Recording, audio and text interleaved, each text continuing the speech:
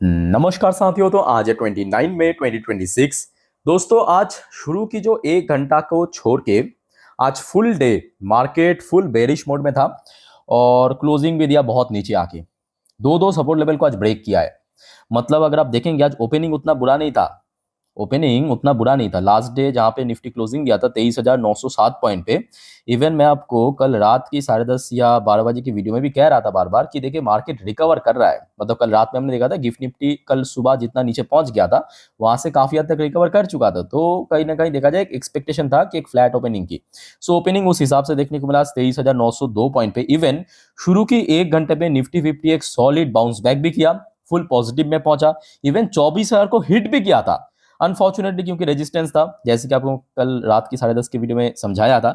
और दो support levels की अगर हम बात करें यानी 23,850 और दूसरा 23,750, ये दो आज एक साथ ब्रेक हो गया। और जो अल्टीमेट सपोर्ट लेवल वो सिर्फ ब्रेक होते होते रह गया। मतलब 23,500 की मैं बात कर रहा हूं। इवन कुछ मिनट के लिए आखिरी एक घंटों पे जब एकदम से नोज ड्राइव हमें देखने को मिला, पहुंच गया था 23,500 के नीचे, पर क्लोजिंग दिया 23,547 पॉइंट पे 1.5% गिरावट के साथ। और दोस्तों यकीन मानिए कि आज जो मार्केट में गिरावट हुआ है ना, उसके पीछे कोई जियोपॉलिटिकल इश्यूज जिम्मेदार नहीं है हमारे डोमेस्टिक इशू। मैं आपको आगे एक्सप्लेन करता हूं। पहले आप देखिए बैंक निफ्टी। आज आप देखिएगा कि निफ्टी 50 जितना गिरा बैंक निफ्टी उतना आज नहीं गिरा। बैंक निफ्टी कितना गिरा? सिर्फ 1.12%। मतलब जहां पे निफ्टी 1.5% गिरा बैंक उससे कम गिरा। तो आज गिरावट हुआ है बैंक्स के साथ साथ। देखिए बैंक का तो चलो ठीक है, वेटेज बहुत ज्यादा है, बट इसके अलावा और भी कुछ सेक्टर्स है जिसमें काफी ज्यादा हमें गिरावट देखने को मिला। जैसे कि निफ्टी नेक्स्ट 50 आपके 1.23% ड्रॉप हुआ। निफ्टी बैंक ऑलरेडी हमने देख लिया। निफ्टी मिड कैप में आज काफी गिरावट था। Nifty 500, Nifty 100। और जिस वजह से दोस्तों पूरा पूरा चांस है कि आज आपके पोर्टफोलियो बहुत बढ़िया से पिटा। मैं अगर गलत नहीं हो तो 2 से 2.5% आराम से गिरना चाहिए आपकी पोर्टफोलियो। तो दोस्तों क्या आपकी पोर्टफोलियो की स्टेटस है आज क्लोजिंग के समय? कमेंट करके प्लीज बताइएगा। बाकी बात करें mid cap 50, reality sector, infra sector, energy sector, FMCG, MNC सब आपके 1.5% करके गिरा। नोट करना। फार्मास्यूटिकल सेक्टर 1.5% गिरा। पीएससी सेक्टर सरकारी कंपनी के सेक्टर में आज काफी गिरावट हुआ, 2% के अधिक सरकारी कंपनी की स्टॉक्स गिरा। पीएसयू बैंक आज उतना नहीं गिरा। आज गिरावट हुआ है प्राइवेट बैंक्स में। बाकी सर्विस सेक्टर में भी गिरावट हुआ। ऑटो सेक्टर भी 2% के आसपास गिरा। मेटल सेक्टर भी लगभग 2% गिरा। Media sector, small cap, Nifty 200, most of the sector अगर आप देखेंगे आईटीज के अलावा most of the sector full negative में क्लोजिंग दिया। ओके, सो लेट्स सी क्यों सडनली आज मार्केट में गिरावट हुआ। एक एक करके दोस्तों मैं आपको एक्सप्लेन करता हूं। सबसे पहली बात ये देखिए, मतलब पहले आज सुबह से इंडेक्स वगैरह कैसा था वो हम चेक कर लेते हैं, ठीक है। जैसे कि कल रात पे तो हमने देखा था आपके डॉ जोन्स शुरुआत में थोड़ा स्ट्रगल कर रहा था जरूर, बट क्लोजिंग पॉजिटिव में दिया। इवन नैस्डैक तो कल रात में बहुत बढ़िया लेवल पे क्लोजिंग दिया। मतलब लाइफ टाइम हाई को हिट भी किया, 0.91% ऊपर आके क्लोजिंग दिया। तो कल रात में यूएस मार्केट से कोई उतना झंझट नहीं था। इवन आज सुबह अगर आप देखेंगे ऑयल प्राइस एक्चुअली सुबह डिक्लाइन हुआ। अभी भी आप चेक करेंगे, मैं आपको आगे दिखाऊंगा, ऑयल प्राइस एक्चुअली नीचे है, ठीक है। तो जिस वजह से ये देखिए डॉ जोन्स की फ्यूचर्स जो है अभी ऊपर चल रहा है, 0.28% पॉजिटिव में चल रहा है डॉ जोन्स की फ्यूचर। सेम अगर आप देखेंगे नैस्डैक की फ्यूचर, वो भी देखिए आप ऊपर, ये देखिए 0.12% ऊपर चल रहा है। तो एक्सपेक्टेशन है कि आज रात में यूएस मार्केट पॉजिटिव में ओपन हो सकता है, ठीक है। अच्छा बाकी अगर हम बात करें एशियन पैसिफिक मार्केट की क्या हाल था थोड़ा सा आप देख लीजिए। जैसे कि जापानीज मार्केट आज फुल पॉजिटिव में क्लोजिंग दिया। चाहे टीपीएक्स 500 की बात करें, टीपीएक्स 100 की बात करें, निक्काई की बात करें, निक्काई की सारे इंडेक्स देखिए मोस्टली पॉजिटिव में क्लोजिंग दिया। चाइनीज मार्केट में दोस्तों आज इंडियन मार्केट की तरह थोड़ा बहुत हमें वीकनेस देखने को मिला। मतलब मोस्टली इंडेक्स 1%, 1.5%। तो भारत और चाइना की मार्केट में आज गिरावट हुआ है। बाकी हांगकांग की मार्केट भी सही था। आपके साउथ कोरियन मोस्टली इंडेक्स जो आपके कॉस्डेक्स के अलावा केआरएक्स, कॉस्पी की सारी इंडेक्स आप देखिए 3, 3.5%, 4% करके मूव किया है। इंडियन मार्केट को आपके सामने ही। ताइवानिश मार्केट भी आज फुल बुलिश मोड पे था, 2.5%, 2% करके ऊपर क्लोजिंग दिया। ऑस्ट्रेलियन मार्केट भी इवन अच्छा था। ये खचरा भी इवन आज रिकवर कर गया, क्योंकि जियोपॉलिटिकल कुछ इश्यूज नहीं था जिस वजह से मोस्ट ऑफ द आज एशियन मार्केट रिकवर कर गया, चाइना और इंडिया के अलावा। आपके न्यूजीलैंड की market, Malaysian market, Indonesian market आज थोड़ा बहुत वीक जरूर था। बाकी सिंगापुर मार्केट अच्छा था, थाई मार्केट थोड़ा बहुत फ्लैट था, यानी इंडिया और चाइना के अलावा मोस्टली आज एशियन मार्केट आज पॉजिटिव में था। उसके पीछे देखिए एक बहुत बड़ी कारण क्या है कि आज सुबह ऑयल प्राइस जो है उसमें डिक्लाइन हमें देखने को मिला। ये देखिए, ये देखिए, ये आपके WTI, ये WTI क्रूड की प्राइस अभी चल रहा है $87.25 पर बैरल। कल रात में जहाँ पे क्लोजिंग दिया था उसके हिसाब से 1.86% नीचे। और ये आपके ब्रेन क्रूड की प्राइस कहाँ पे चल रहा है 92.04 पे। कल रात में जहाँ पे क्लोजिंग दिया था, मतलब जिस लेवल पे क्लोजिंग दिया वहां से 1.78% नीचे चल रहा है। तो मतलब क्रूड ऑयल तो नीचे ही है, उसके बावजूद भी क्यों गिरावट हुआ? तो इसके पीछे देखिए कोई जियोपॉलिटिकल कारण नहीं है, मैं आपको आगे समझाता हूँ। अच्छा, अब देखते जाइए गोल्ड की प्राइस। गोल्ड इंटरनेशनल मार्केट में रेट बढ़ चुका है थोड़ा बहुत, बहुत ज्यादा नहीं, क्योंकि ऑयल गिरा है तो गोल्ड बढ़ चुका है। सिल्वर में भी कोई बहुत बड़ा चेंजेस हमें देखने को नहीं मिला, काइंड ऑफ ऊपर नीच मतलब फ्लैट ही था।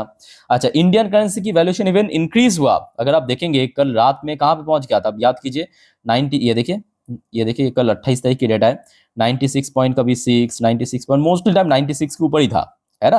अभी आप देखिए ये आज की डेटा है, ये देखिए आपको सीधा डिक्लाइन देखने को मिलेगा, मतलब डाउन साइड मूवमेंट देखने को मिलेगा। ठीक है, अभी अभी लगभग 95 के भी इवन नीचे चल रहा है, 94.98 पे चल रहा है, तो बहुत बढ़िया लेवल पे चल रहा है। तो इंडियन करेंसी पे भी कोई दोस्तों यहाँ पे गड़बड़ी नहीं है। अब मैं आपको दिखाना चाहता हूँ कि एक्चुअली गड़बड़ी हुआ कहाँ पे। और उसके पहले दोस्तों एक छोटा सा रिक्वेस्ट आप सभी को करूंगा, प्लीज मेक श्योर कीजिए आपने ऑलरेडी इस चैनल को सब्सक्राइब कर लिया। नहीं किया तो दोस्तों फटाफट करके रख दीजिए। इस चैनल के थ्रू मैं आपको शेयर मार्केट, जियोपॉलिटिक्स, सब कुछ डिटेल में अपडेट भी देता हूं, प्रॉपर समझा भी देता हूं। ठीक है। अच्छा, अब आ जाइए यहाँ पे मनी कंट्रोल की तरफ से दोस्तों बहुत अच्छे से एक्सप्लेन किया कि क्यों मार्केट और खास करके आखिरी 1 घंटे में क्यों सडनली ड्रॉप हुआ। आइए फटाफट मैं आपको दिखाता हूं।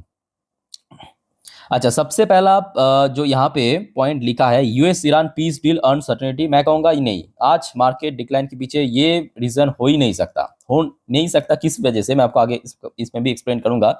FIS की सेलिंग ये मैं कहूंगा पार्शियली सही है, पर टोटल सही नहीं है। टेक्निकल रीजन, उसके बाद अब आ जाइए दोस्तों। दोस्तों भारत की इकोनॉमी को अगर आप थोड़ा सा ब्रेक डाउन करेंगे तो देखिए भारत आज की डेट में, ठीक है, सर्विस सेक्टर से अच्छा रेवेन्यू जनरेट करते हैं, मैं मतलब पूरे भारत की बात कर रहा हूँ। ठीक है, तो भारत सर्विस सेक्टर से, मैन्युफैक्चरिंग सेक्टर से भले ही देखिए अच्छा खासा रेवेन्यू जनरेट करता है, बट दोस्तों ये भूलना नहीं चाहिए भारत जो है एक एग्रीकल्चरल देश है। एग्रीकल्चर से भारत के एक बहुत मोटा रेवेन्यू जनरेट होता है। और दोस्तों ये आज दोपहर की बात है, दोपहर की बात है, जो IMD की तरफ से ये फोरकास्ट आया है कि इस बार मतलब 2026 में भारत में मॉनसून यानी वर्षा थोड़ा सा कम होगा। और वर्षा कम होगा मतलब क्या, खेत, जो खेत होता है ना, मतलब खेती, वो थोड़ा और मतलब वीक हो सकता है या कम हो सकता है। भारत की जो किसान है उनके लिए थोड़ा सा कह सकते हो कि ये बैड न्यूज काइंड ऑफ। ठीक है, तो जो भी है दोस्तों, इस बार मॉनसून थोड़ा सा वीक होगा, जिस वजह से एग्रीकल्चर, और भारत की एग्रीकल्चर एक बहुत बड़ा रेवेन्यू जनरेट होता है, ये एक बहुत प्राइम रीजन, याद रखना, ये बहुत प्राइम रीजन। और इस बार जो बात हो रहा था इसके पहले एल नीनो की, ऑब्वियसली बात है कि अभी भारत में आप देखिए मोस्ट ऑफ दी जितने भी मेट्रोपॉलिटन शहर है, दिल्ली, बेंगलोर, कोलकाता, मुंबई, पुणे, चेन्नई, क्या हाल है आप देखिए। ये तो मतलब आप दोपहर 11 बजे के बाद से लेके 2-3 बजे तक तो आप सड़क पे निकल नहीं सकते, है कि नहीं। और ऊपर से अगर इस बार अगर मानसून भी कम हुआ तो ऑब्वियसली इम्पैक्ट तो पड़ेगा एग्रीकल्चर में। अच्छा, इसके अलावा दोस्तों एक और बहुत इंपॉर्टेंट रीजन वह MSCI रीबैलेंसिंग। तो आपको पता होगा निफ्टी 50, BSE सेंसेक्स 30, ठीक सेम टू सेम MSCI, ये भी एक इंडेक्स है।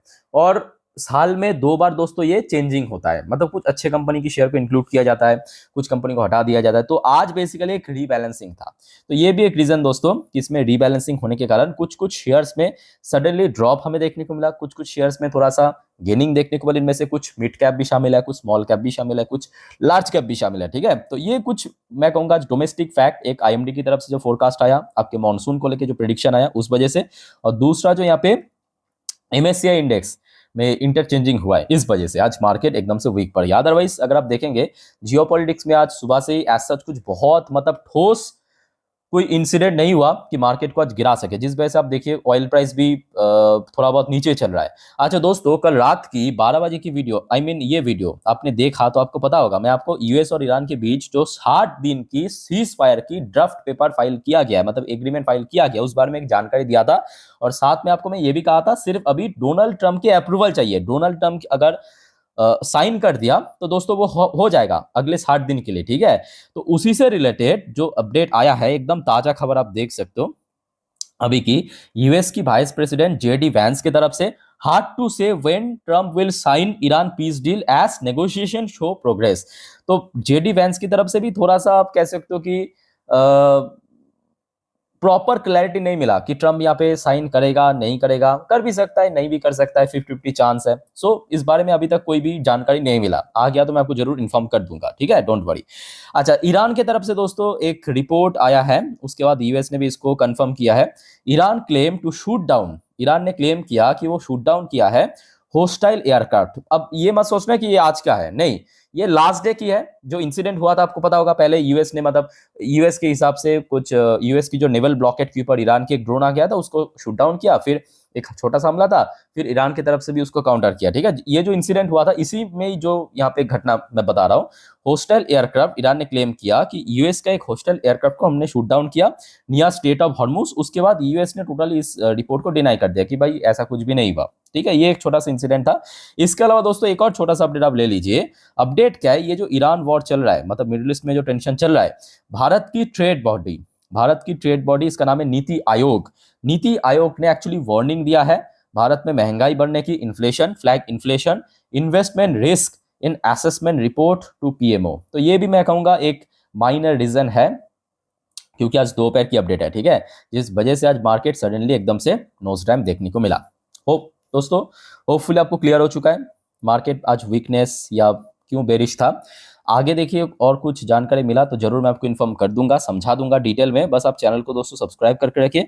और दोस्तों कोई आपका कंफ्यूजन है, डाउट्स है, कमेंट करके पूछिए। और दोस्तों याद रखना, आज बहुत सारे कंपनी की Q4 की रिजल्ट आउट होने वाला है, जैसे कि इरेडा, जैसे कि एशियन पेंट्स, जैसे कि और भी कुछ कंपनी है। तो आते ही मैं आपको इन्फॉर्म जरूर कर दूंगा, ठीक है। सो मिस मत करना देखना। टेक केयर, बाय बाय, जय हिंद।